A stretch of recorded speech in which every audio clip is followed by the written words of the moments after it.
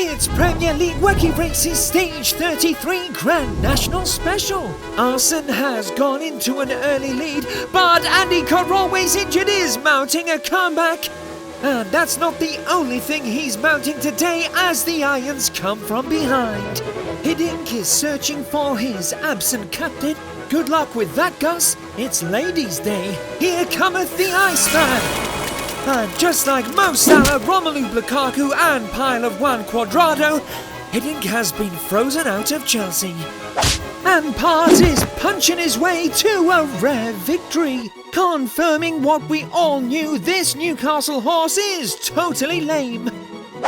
It's going to be a prison sentence for that fan, much like his current season ticket. At least he won't be the only Geordie going down this season. Ricky Martinez trying to improve the chemistry between him and his horse. Keep trying, Martinez. Keep trying. Astonishingly bad Villa have had a mare all season, and Steve the Cook finally puts that mare down. It's a shame Leicester City no longer have Pearson Jr. on their books to help ride their Thailand horse, although Vardy seems to be doing just as good a job, albeit not bareback.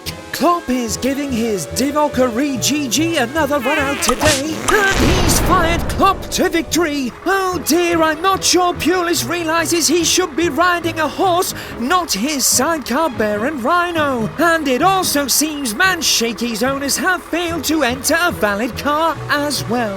And would you believe it, the DIY army haven't even started. They've been waiting for Louis Van Horse, who's been caught in traffic.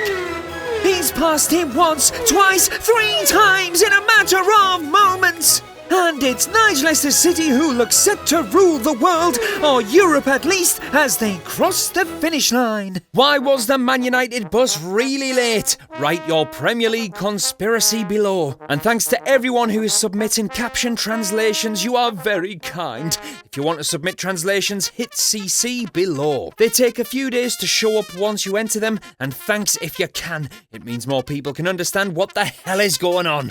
Farewell!